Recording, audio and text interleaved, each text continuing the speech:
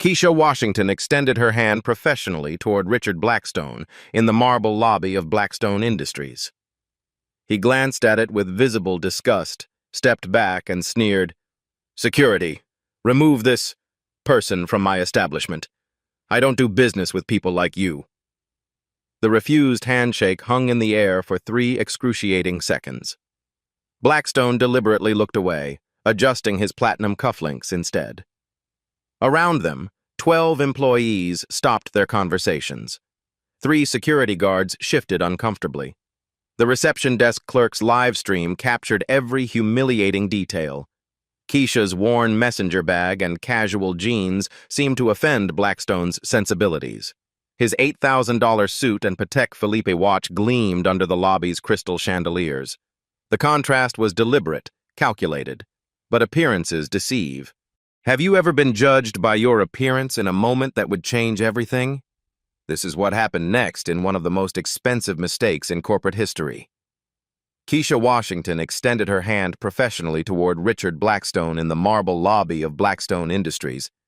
He glanced at it with visible disgust, stepped back, and sneered, "Security, remove this person from my establishment. I don't do business with people like you." The refused handshake hung in the air for 3 excruciating seconds. Blackstone deliberately looked away, adjusting his platinum cufflinks instead. Around them, 12 employees stopped their conversations. 3 security guards shifted uncomfortably. The reception desk clerk's live stream captured every humiliating detail. Keisha's worn messenger bag and casual jeans seemed to offend Blackstone's sensibilities.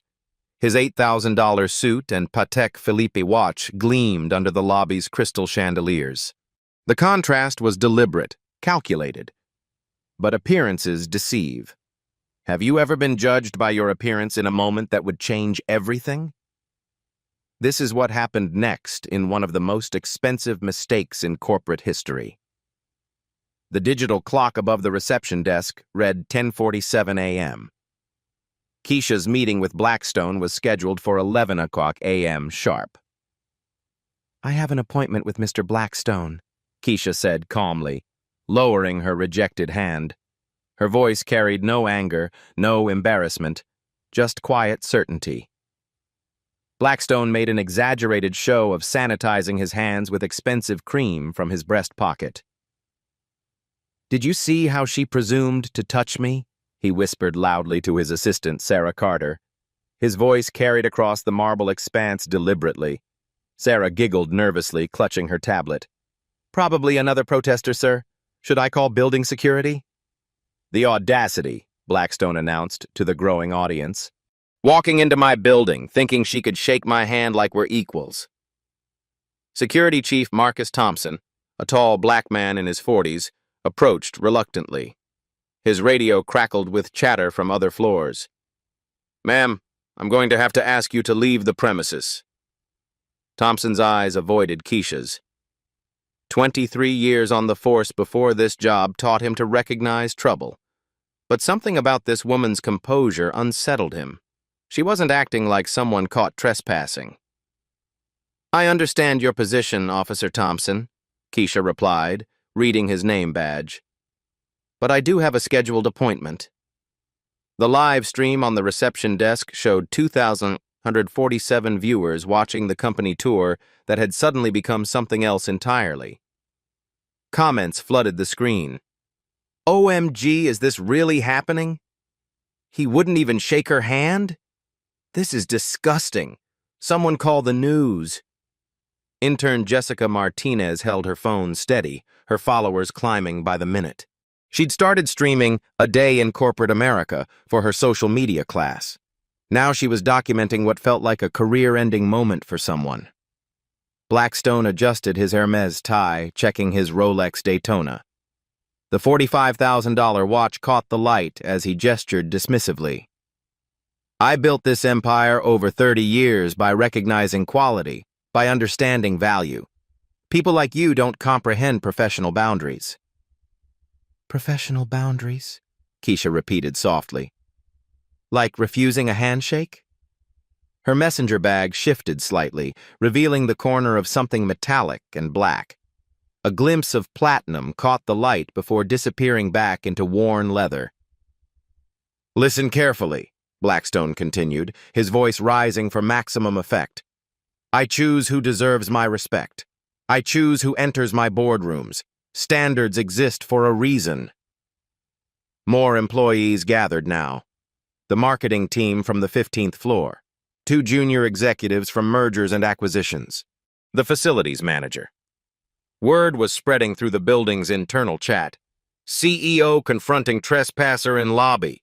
Live on intern stream. Keisha's phone buzzed constantly. The caller ID remained blocked, but the frequency suggested urgency. She glanced at the screen without answering.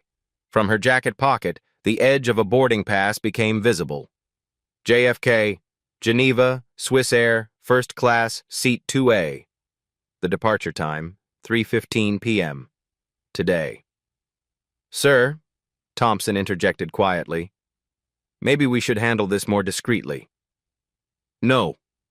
Blackstone's voice carried authority that came from billions in assets under management.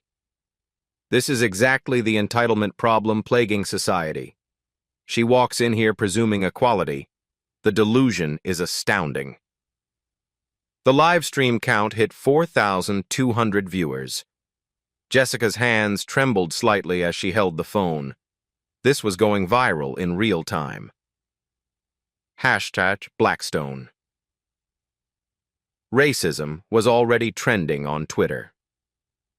Building manager Patricia Hernandez arrived, clipboard in hand. She'd worked in Manhattan corporate buildings for 15 years. "Is this the person who tried to force physical contact with Mr. Blackstone?" The crowd murmured. Someone in the back called out, "The nerve to think she could just shake hands with him." Keisha remained perfectly still near the elevator bank. Her breathing was controlled, deliberate. That slight smile never wavered. If anything, it seemed to grow more mysterious as the hostility increased. "Ma'am," Hernandez said officiously, "you're creating a disturbance. Security will escort you out immediately." "A disturbance," Keisha mused, "for attempting to shake hands." Another text message lit up her phone screen. The preview was partially visible. "Geneva board meeting confirmed for 4 p.m. local. Washington Post ready to..." Blackstone pulled out his own device, likely texting his PR team about managing the incident. His fingers moved quickly across the screen. Damage control was already beginning. 30 years, he announced to his growing audience. 30 years building this reputation, this legacy. I won't let someone like you damage what I've created." "Someone like me," Keisha said quietly. "Please, continue." A junior employee whispered to her colleague, "Should we be filming this?" But phones stayed raised. The story was too compelling to stop recording. The security radio crackled. "Building 7, this is dispatch. We have units en route if needed." Thompson pressed his earpiece. "Building 7, situation under control for now." But his eyes kept returning to Keisha's unnervingly calm demeanor. In his experience, people being humiliated publicly either fought back or fled. They didn't stand there smiling like they knew something everyone else didn't. Sarah Carter was furiously Googling on her tablet. Keisha Washington, plus appointment, plus Blackstone. The search results were loading slowly. "Standards matter," Blackstone continued his performance. "Excellence recognizes excellence. Some people need to learn their place in the hierarchy." The live stream was now being shared across platforms. TikTok, Instagram, Facebook. The hashtags multiplied. Handshake. Humiliation. Corporate shame. Respect matters. Keisha checked her phone again. 10:52 a.m., 8 minutes until her scheduled meeting time. She looked directly at Blackstone, that enigmatic smile growing slightly wider. "Your standards. How selective." The crowd swelled to nearly 30 people. Word had spread through Blackstone Industries like wildfire. Employees poured from elevators, drawn by the commotion and the live stream that now showed 8,400 viewers. "Is this the person who tried to force physical contact with Mr. Blackstone?" Building manager Hernandez asked loudly, making sure her voice carried. Marketing director Robert Kane arrived with his team, phones already recording. "I heard someone's trying to shake hands with executives without permission," he announced to his group. His voice dripped with disdain. The absurdity wasn't lost on some employees, but the mob mentality was building. In corporate America, choosing sides quickly could determine career trajectories. Blackstone's inner circle was already forming, creating a protective barrier around their CEO. Jessica Martinez's live stream was being shared across every major platform. The comments section exploded. "How is refusing a handshake legal? This is 2025, not 1955. Someone called Channel 7 News. Get her a lawyer." But darker comments appeared too. "She doesn't belong there. Know your place. Blackstone has standards." The hashtag handshake humiliation was now trending alongside hashtag corporate shame and hashtag respect matters. Twitter's algorithm was amplifying the story to millions. TikTok clips were already being edited and reshared with dramatic music. Keisha's phone buzzed again. This time, she glanced at the screen long enough for those nearby to notice multiple missed calls from Goldman Sachs Legal. Each missed call icon showed a different number, suggesting urgency from multiple departments. "You have exactly 3 minutes to leave my building," Blackstone announced, checking his Rolex theatrically. The $45,000 timepiece caught the light as he gestured. "Security, prepare to escort this individual out." Thompson shifted uncomfortably.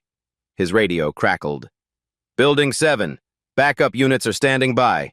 Do you need assistance?" He looked at Keisha again. Something about her posture, her breathing, her absolute calm in the face of humiliation. It reminded him of undercover officers he'd worked with, people who knew something others didn't. "Sir," Thompson said quietly to Blackstone, "maybe we should handle this away from the cameras."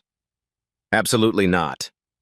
Blackstone's voice carried the authority of someone accustomed to obedience. "This is a teaching moment. This is about respect, about hierarchy, about knowing one's place in the natural order." Sarah Carter was still frantically Googling on her tablet. Her search showed partial results. Keisha Washington, CEO, Forbes. But the corporate network was struggling with so many people streaming simultaneously. The page kept timing out. From the crowd, someone shouted, "Next, she'll want a hug from the CEO." Nervous laughter rippled through the employees. Others joined in with cruel observations about presumption and entitlement. Blackstone smiled coldly, feeding off the crowd's energy.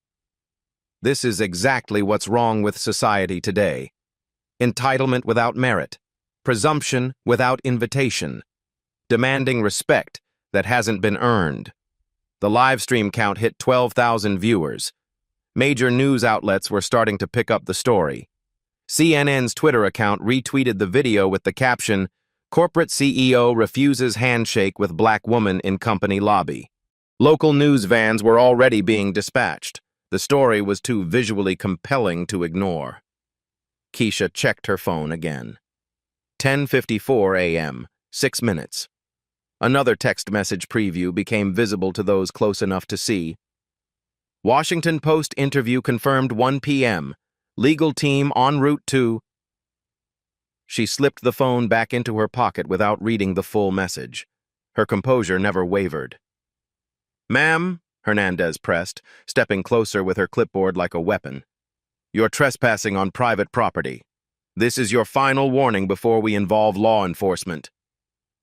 The facilities team had arrived now. Even the executive chef from the 42nd floor restaurant was recording. Someone from HR was pushing through the crowd, looking panicked about the legal implications of this very public confrontation. More employees streamed in from different floors. the accounting department, legal assistants, junior associates. The lobby was becoming dangerously crowded.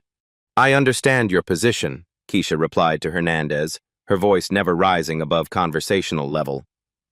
"But I do have legitimate business here." "What business?" Blackstone demanded, his voice echoing off the marble walls. "What possible business could someone like you have in this building?" The question hung in the air. For the first time, Keisha's smile shifted slightly, not worried, amused. "A meeting," she said simply. "A meeting?" Kane laughed from the crowd. "With who? The janitor?" More cruel laughter. The mob was emboldened now, feeding off Blackstone's confidence and each other's cruelty. Security backup arrived. 2 additional guards entered through the main doors, their presence adding weight to the confrontation. The lobby felt smaller now, more oppressive. The crowd was pressing closer. Thompson's radio buzzed again. "Building 7, NYPD is asking if we need units dispatched. This is getting major media attention." The security chief looked around the lobby. 30-plus people recording, thousands watching online, a black woman being publicly humiliated by a billionaire CEO. This was exactly the kind of incident that could explode into something much larger. "Building 7 to dispatch," Thompson said carefully. "The situation is evolving. We'll advise if backup is needed." From somewhere in the crowd, an employee called out, "Just call the police already!"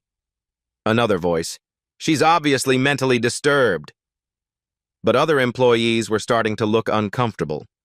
The marketing intern who'd first suggested filming was now looking at her phone with concern. The comment section was getting increasingly hostile, but also increasingly supportive of Keisha. "Guys, this is getting kind of intense," the intern whispered. "Maybe we should—" "Should what?" Kane interrupted. "Let trespassers harass our CEO? Show weakness?" The divide was becoming visible. Younger employees looked increasingly uneasy. Older executives seemed energized by the confrontation. The company was splitting in real time. Keisha's phone buzzed again. This time, multiple calls came in rapid succession. Goldman Sachs, an unknown New York number, a Geneva area code, a blocked international number. She declined them all without looking flustered. 10:56 a.m. "4 minutes," Blackstone announced loudly. "Then security removes you by whatever means necessary." The threat was clear. Physical force was being implied. The live stream audience was approaching 15,000 viewers. Hatch Blackstone racism was now trending nationally. But something strange was happening to Blackstone's confidence. Keisha's unnatural calm was starting to unnerve him. Why wasn't she angry? Why wasn't she defensive? Why wasn't she begging? Why wasn't she leaving? "Sir," Sarah Carter whispered urgently, "I'm getting some search results, but they're strange. There are Forbes listings and business profiles that don't make sense." "Not now," Blackstone snapped, but his eyes flickered toward her tablet with growing concern. The lobby's atmosphere grew tense. Employees were choosing sides visibly now. Some moved closer to Blackstone, showing solidarity with power. Others drifted toward the exits, uncomfortable with the escalating cruelty. Thompson noticed Keisha's breathing pattern. Deep, controlled, like someone preparing for something significant, not like someone being cornered. "Ma'am," he said quietly, stepping closer, "is there something I should know here? Something important?" Keisha looked at him directly for the first time. Her eyes held something that made him step back slightly. Certainty, knowledge, power.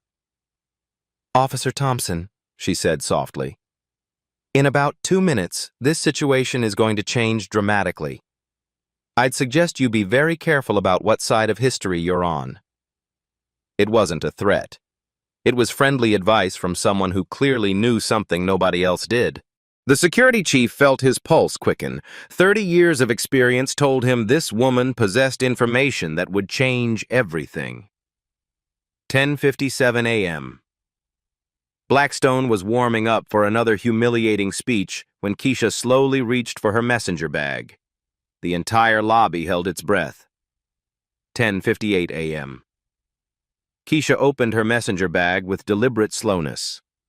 Every eye in the lobby tracked her movement. The live stream count had climbed to 18,000 viewers. Comments flooded faster than anyone could read them. She withdrew a thick document bound in navy blue leather. Gold lettering gleamed across the cover. Blackstone Washington Holdings Merger Agreement. The document was substantial, easily 200 pages, with multiple signature tabs visible along the edges. "What is that?" Blackstone demanded, but his voice had lost some of its earlier confidence. His trademark arrogance was cracking. Keisha held the document up, angling it so the lobby's cameras could capture the title page clearly. The live stream exploded with activity. Comments shifted from cruel mockery to shocked confusion. Merger agreement? Is she buying the company? OMG, what is happening? Wait, is she the buyer? This can't be real. This, Keisha said calmly, her voice carrying the authority of someone accustomed to moving billions, is a $3.2 billion acquisition agreement. Signed by you, Mr. Blackstone, last month in Geneva. Conference room 47A at the Four Seasons. You had the salmon. The silence that followed was deafening. Even the building's HVAC system seemed to pause. The bustling sounds of Manhattan traffic outside felt muted. Blackstone's face drained of color as recognition dawned. He remembered that meeting vividly. The Swiss lawyers, the confidentiality agreements, the signature ceremony that would save his company from bankruptcy. But he dealt only with intermediaries, never meeting the actual principals of Washington Holdings. His signature was on page 47, witnessed and notarized by Swiss attorneys. The deal that would solve his company's liquidity crisis, the partnership that would secure his legacy and provide the capital injection his company desperately needed.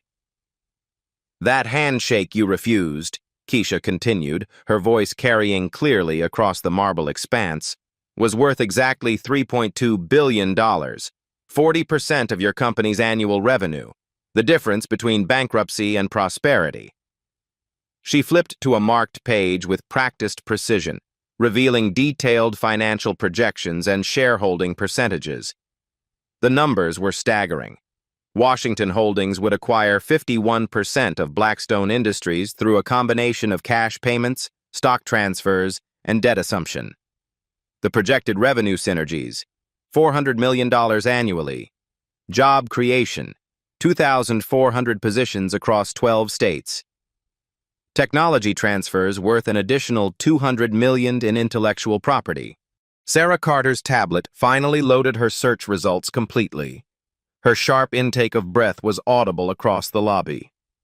"Sir," she whispered urgently, her voice shaking. "Keisha Washington, Forbes' Richest Americans list, number 47. Net worth $8.7 billion, CEO and founder of Washington Holdings." She kept reading. Washington Holdings. Subsidiaries include Washington Capital, Washington Real Estate Trust, Washington Technologies, Washington Industries. But her words came too late. The damage was already spreading like wildfire. The lobby crowd began backing away from Blackstone instinctively. The power dynamic had shifted so dramatically that people physically moved to distance themselves from the suddenly vulnerable CEO. Executive assistants stepped away from their boss. Marketing employees exchanged panicked glances. Jessica's live stream chat was moving too fast to follow. "She's a billionaire." He refused to shake hands with a billionaire. "This is the buyer? $3.2 billion. He's finished." Forbes 47 OMG. She owns everything. Thompson's radio crackled with increasing urgency. "Building 7, we're getting calls from major networks. CNN, Fox Business, Bloomberg. Is it true there's a multi-billion-dollar deal happening in your lobby?" Keisha's phone rang. This time she answered calmly. "Goldman Sachs," she said pleasantly. making sure her voice carried across the silent lobby. Yes, I'm at Blackstone Industries now. The meeting is interesting. She paused, listening. Yes, the merger documents are with me. No, I don't think we'll be proceeding as originally planned.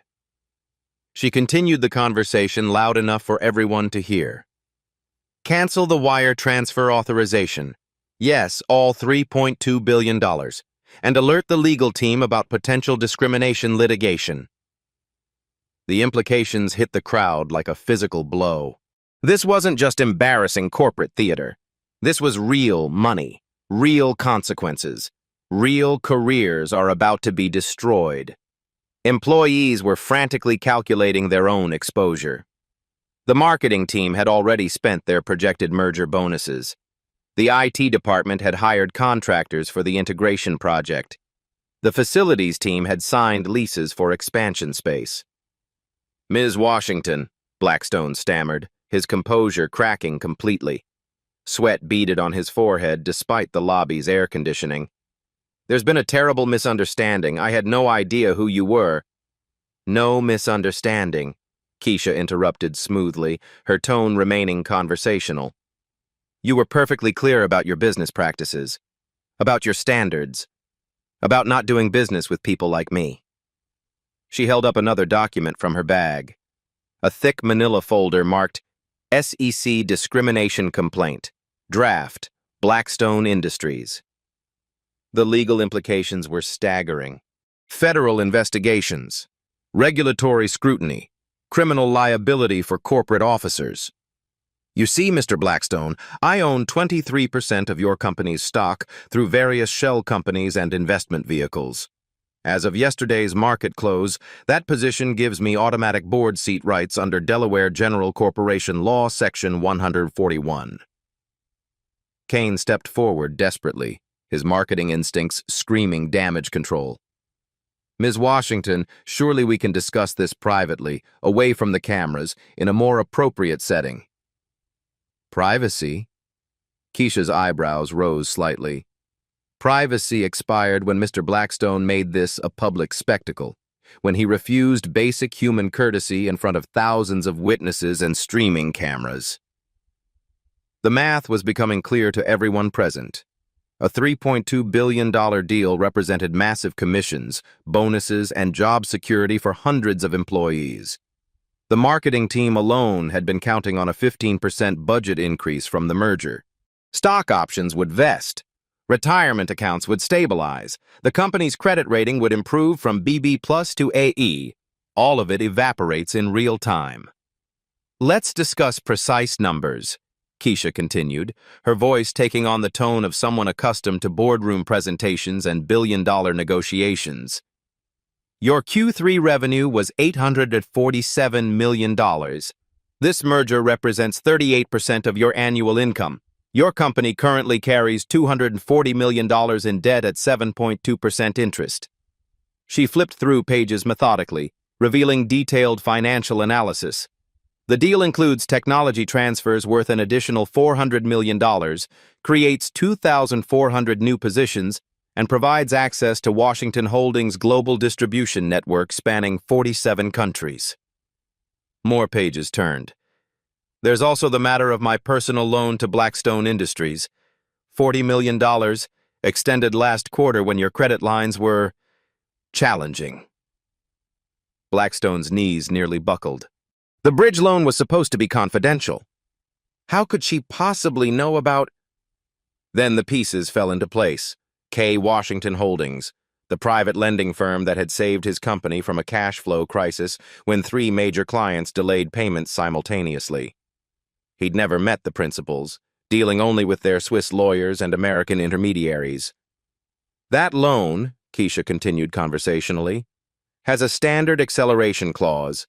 Any violation of fiduciary duty, any discrimination lawsuits exceeding $50 million in potential damages, any actions that materially damage the company's reputation or market position, the full amount becomes due immediately. The crowd was processing the implications in shocked silence. $40 million called due within 30 days. A $3.2 billion merger canceled. SEC investigations triggered. Stock price collapse is inevitable. Thompson's radio buzzed again. Building 7, Channel 7 news van just pulled up. Fox Business is 2 minutes out. Bloomberg TV is requesting building access. The security chief looked at Blackstone with something approaching pity. 30 years of law enforcement experience told him he was watching a man's empire crumble in real time. "Sir," Thompson said quietly, "maybe we should clear the lobby. Move this discussion somewhere private." "No," Keisha said firmly, her voice cutting through the marble space like a blade. "This stays public. Mr. Blackstone made his choice in front of witnesses. The consequences should be equally transparent." She pulled out her phone and speed-dialed a number everyone could see. Washington Post, business desk. "This is Keisha Washington," she said when it connected. "I'm ready for that interview we discussed. Yes, I'm still at Blackstone Industries. The story just became much more interesting than anticipated." Blackstone tried one desperate gambit. "The board will never ratify this decision. You can't cancel a multi-billion-dollar deal over a handshake. The shareholders will sue." "Can't I?" Keisha's smile was razor-sharp now. "Let's examine the contract language. Section 47C, any material change in corporate culture or demonstrated bias that could impact workforce diversity, public perception, or regulatory compliance shall constitute grounds for contract renegotiation or termination." She'd written that clause herself. Her lawyers had insisted on it after conducting extensive due diligence on Blackstone's management style and corporate culture. 43 employees have filed discrimination complaints against Blackstone Industries in the past 18 months, she continued, reading from another document. "Your executive team has 0 black members despite a 23% minority workforce. Your company has paid $12 million in discrimination settlements since 2022 alone." The live stream audience had grown to 25,000 viewers. The story was spreading across every platform simultaneously.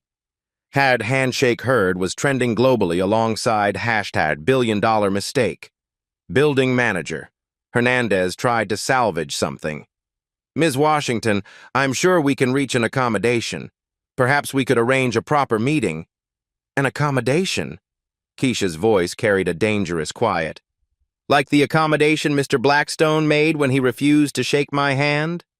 Like the accommodation your security made when they treated me like a criminal trespasser?"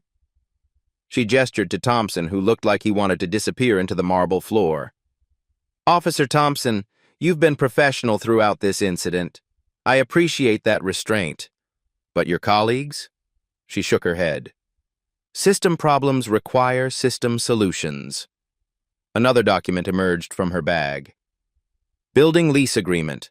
Blackstone Industries has rented this entire building from Washington Holdings Real Estate Trust since 2018. 42 floors. Annual rent? $18 million. The final blow landed with crushing force. She owned the building. She owned 23% of the company. She held their debt. She controlled their future. Every expensive symbol of Blackstone's success suddenly felt hollow. His authority evaporated like morning mist. "Ms. Washington," he tried one last time, his voice barely above a whisper. "Surely we're both reasonable business people. We can find a mutually beneficial resolution." Keisha extended her hand toward him slowly. The same professional gesture that had started this entire catastrophe 20 minutes earlier. "Care to try that handshake again, Mr. Blackstone?" He reached out desperately, his hand trembling visibly. She withdrew hers smoothly, using his exact words. "I don't do business with people like you." The lobby fell completely silent, except for the sound of 25,000 people typing around the world. Outside, news vans were pulling up. Inside, a billionaire CEO was learning that respect costs more than money can buy. But Keisha wasn't finished yet. 11:03 a.m. The news vans had arrived. Through the floor-to-ceiling windows, reporters and camera crews were setting up on the sidewalk. The story was going national in real time. "Ms. Washington," Blackstone tried again, his voice cracking slightly. "Please let me properly introduce myself. We can resolve this like civilized business people." Keisha pulled out her phone and opened a voice recording app. The red dot appeared on her screen, visible to everyone nearby. "For the record," she said clearly, "it's now 11:03 a.m. Mr. Richard Blackstone, CEO of Blackstone Industries, is requesting a do-over of our introduction, after publicly refusing to shake my hand, calling security to remove me, and stating he doesn't do business with people like me." She held the phone toward him. "Please, Mr. Blackstone, tell our audience what kind of people you prefer to do business with." The trap was perfect. Any answer would be recorded, dissected, and weaponized. The live stream audience had grown to 32,000 viewers. Every word would be scrutinized forever. That's not what I meant," Blackstone stammered. "You have to understand, we get all kinds of people in here. Protesters, activists, people trying to cause trouble." "Activists," Keisha repeated thoughtfully. "And you determined I was an activist based on—" The silence stretched unbearably. Everyone knew the answer. Her skin color, her casual clothes, her refusal to fit his narrow definition of who belonged in his world. Thompson's radio crackled. "Building 7. We need to discuss media management. This is becoming a security situation." From her bag, Keisha withdrew another document. "Let's talk numbers, Mr. Blackstone. Real numbers." She opened a page marked with red tabs. Blackstone Industries stock price as of yesterday's close, $127.50 per share. Market capitalization, $8.4 billion. My current shareholding through various entities, 23.7%, valued at approximately $1.9 billion. Kane stepped closer, his marketing background recognizing a masterclass in crisis communication. But this wasn't crisis management. This was systematic destruction. "Your company's debt-to-equity ratio is currently 2.31, Keisha continued. "The Washington Holdings merger would reduce that to 0.81. Your current credit rating is BB+ with a negative outlook. Post-merger, that would improve to AE with a stable outlook." She flipped pages methodically. "Your average borrowing cost is currently 7.2%. Post-merger, you'd have access to our credit facilities at 3.4%. The savings alone would be $47 million annually." The financial precision was devastating. Every number was accurate, verifiable, and represented millions in lost opportunity. "There's also the matter of your European expansion," Keisha said, producing yet another document. "The Munich facility, the London offices, the Amsterdam distribution center. Total investment, $340 million. Current value, approximately $180 million. Blackstone's face went ashen. The European expansion was his pet project, his legacy play. It was also hemorrhaging money. Washington Holdings has relationships with 847 European clients. We could make those facilities profitable within 8 months. Without the merger? She shrugged. "I give them 18 months before bankruptcy proceedings." Sarah Carter was frantically taking notes, trying to calculate the implications. The European division employed Wisem 200 people. Their salaries, their families, their futures, all hung in the balance. "Let's discuss your legal exposure," Keisha continued. "The 43 discrimination complaints I mentioned, 18 are still active. Average settlement cost in similar cases, $2.3 million each. Potential total liability, $41.4 million. She opened another folder. "Then there's the Department of Labor investigation into your hiring practices, the EEOC review of your promotion policies, the New York State Attorney General's inquiry into workplace culture." Each agency name hit like a physical blow.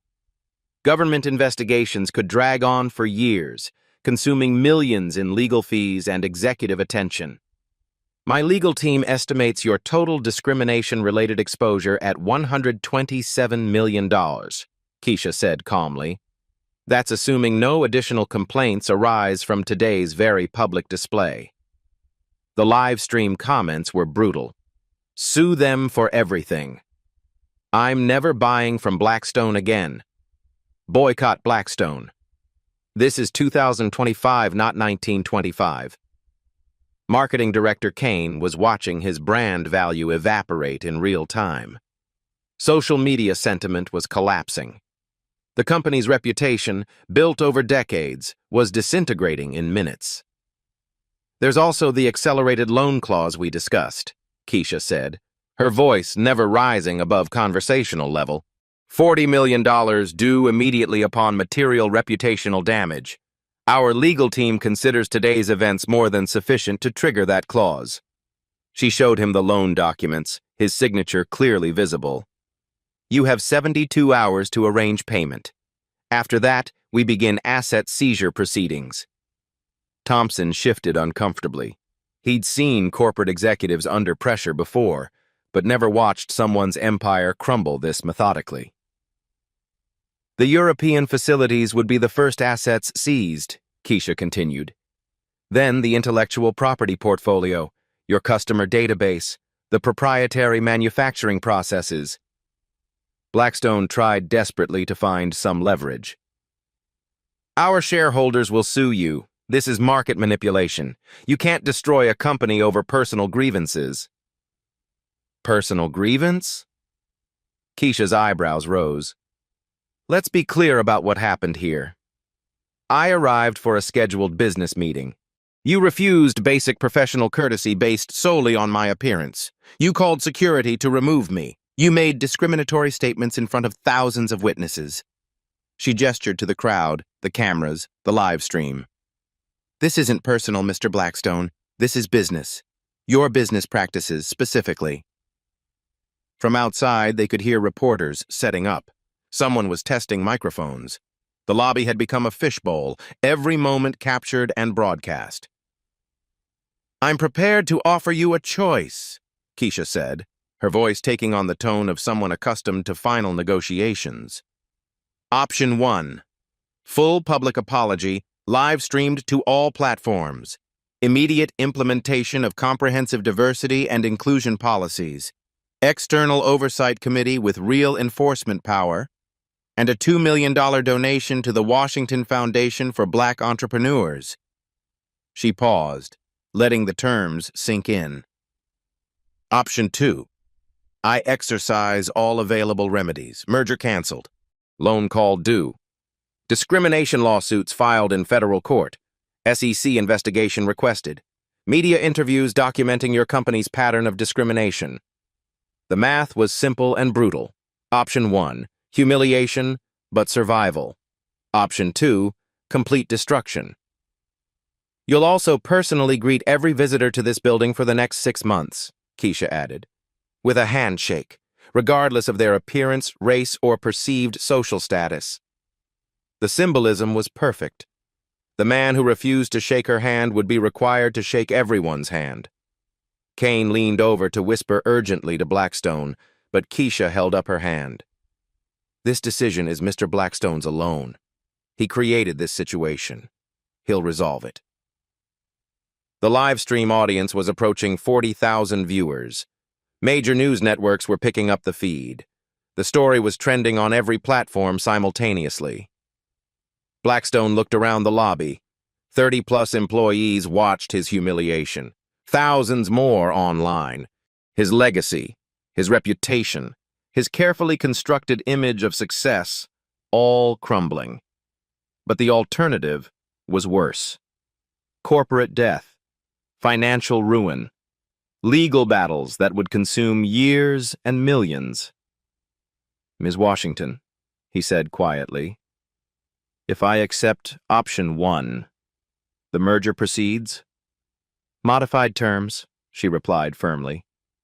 New management structure, mandatory diversity targets, external oversight.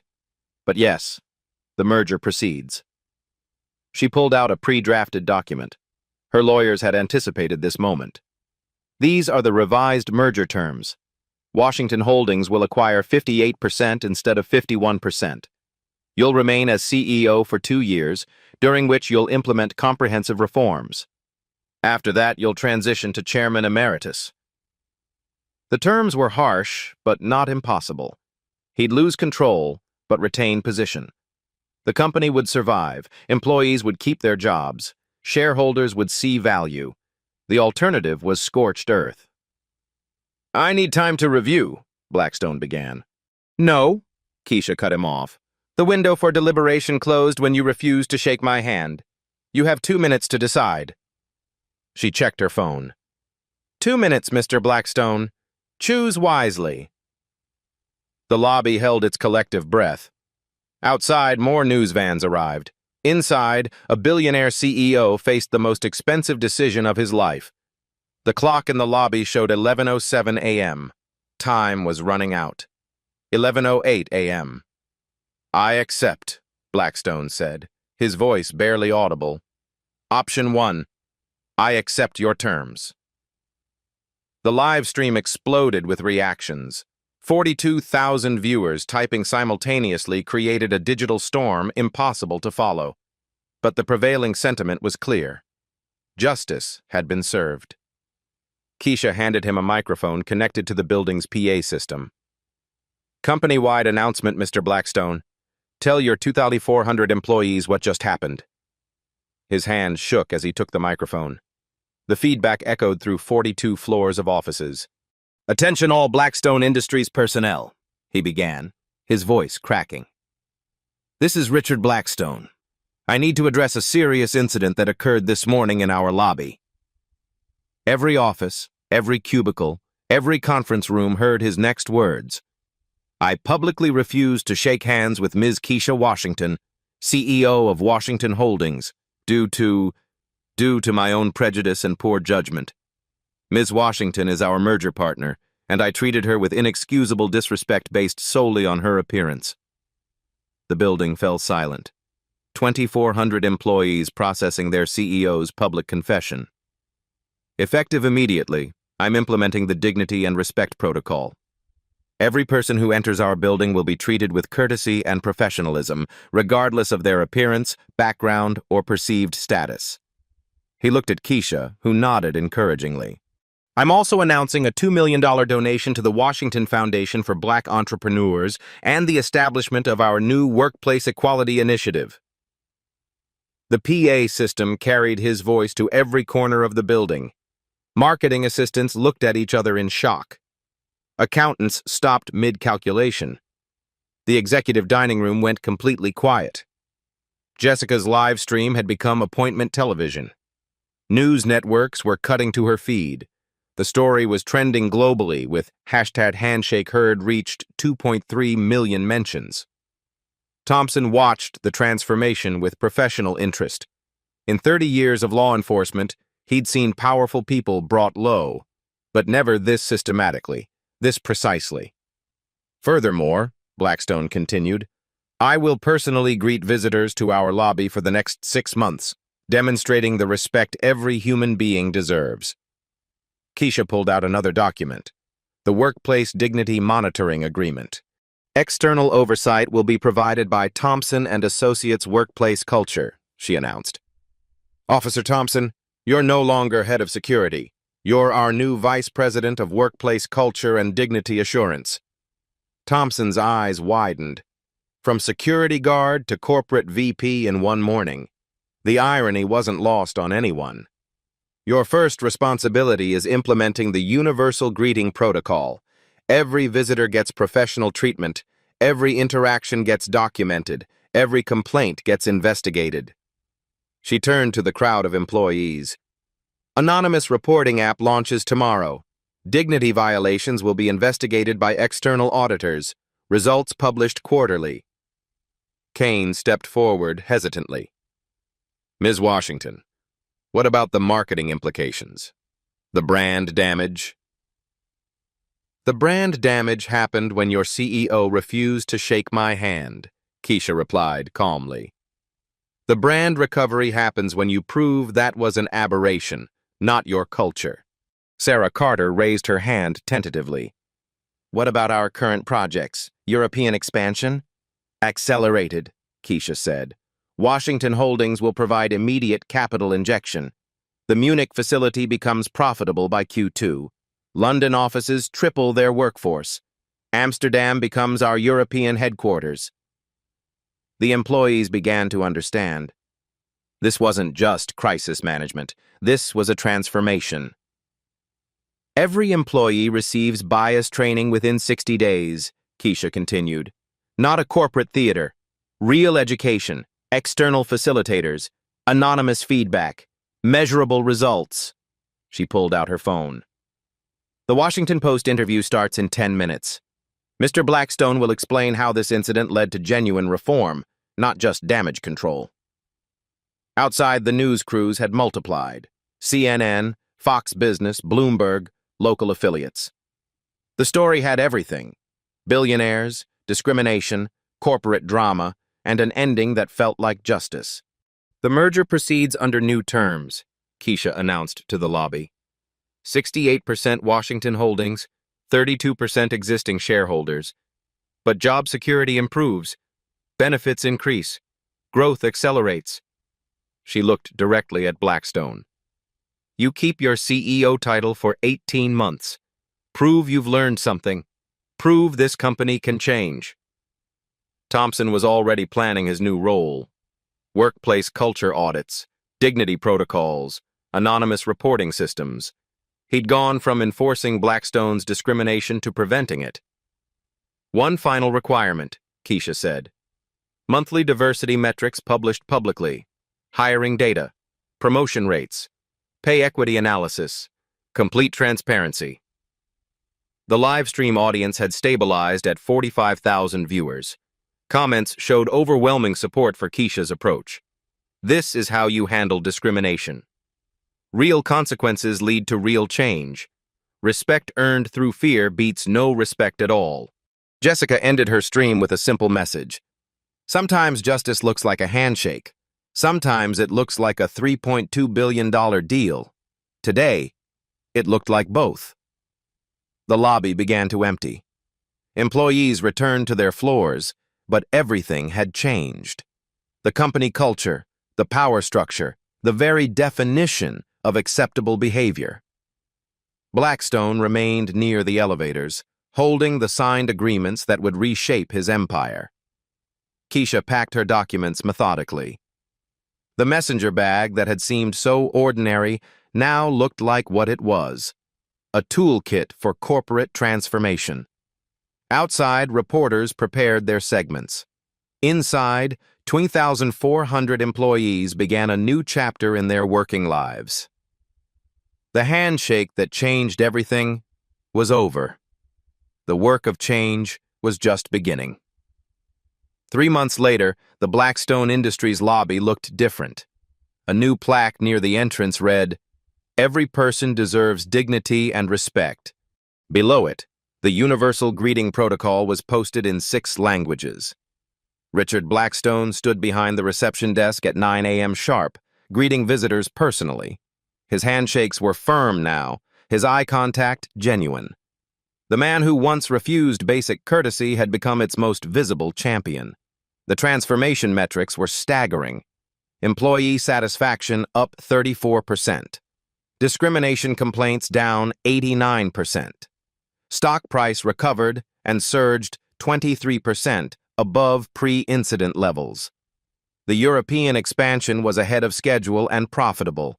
Thompson and Associates' workplace culture had become an industry standard. 47 Fortune 500 companies had adopted similar programs. The anonymous dignity reporting app has been downloaded 2.4 million times across corporate America. Keisha's story had sparked a movement.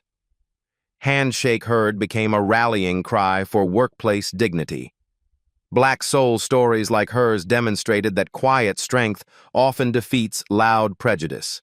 Real-life stories proved that accountability drives change faster than legislation.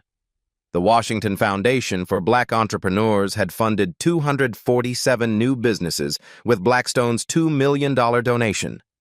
Each entrepreneur received not just money, but mentorship, office space, and access to Washington Holdings' global network.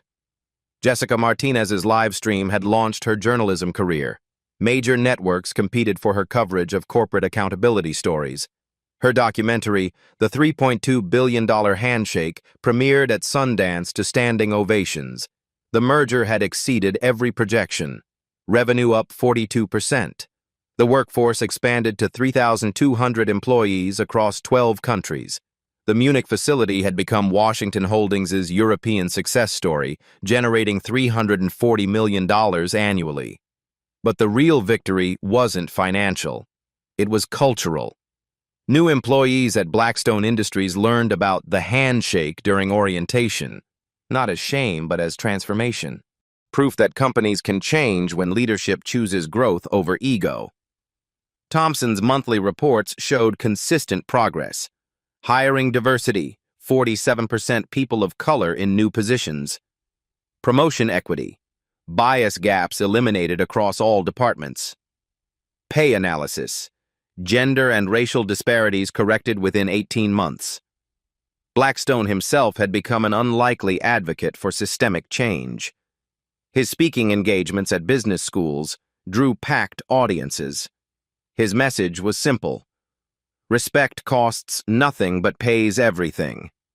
The touching stories emerged daily. Employees who felt safer speaking up. Customers who chose Blackstone because of its value transformation. Suppliers who preferred working with companies that demonstrated genuine commitment to dignity. These life stories mattered. They showed that individual actions create ripple effects across communities, industries, and cultures. The handshake that started it all had become a symbol, not of what was denied, but of what was possible when power meets accountability. Corporate America took notice. Discrimination incidents became career-ending events rather than minor scandals. Boards demanded dignity audits. Shareholders factored culture metrics into investment decisions. Keisha Washington's approach has proven that economic pressure drives social change more effectively than moral arguments alone. When discrimination costs billions, companies find religion quickly. The lesson resonated far beyond corporate boardrooms. Respect isn't earned through wealth or status. It's granted through humanity, maintained through character, and protected through courage. Have you witnessed workplace discrimination or been denied basic respect based on your appearance? Share your story in the comments below. Your experience matters, and change starts when we refuse to accept the unacceptable. Every voice counts. Every story creates pressure for accountability. Every shared experience builds momentum for systemic transformation. Subscribe to Black Soul Stories for more inspiring tales of quiet strength, turning obstacles into opportunities. Ring that notification bell because dignity and intelligence always triumph over prejudice and arrogance. Share this video if you believe everyone deserves a handshake, eye contact, and basic human respect. Together, we're building a world where courtesy isn't conditional on appearance or assumptions. Remember, respect given freely is worth more than respect demanded. Character is revealed in how we treat those who can do nothing for us. And sometimes, the most expensive mistake costs just 3 seconds of arrogance.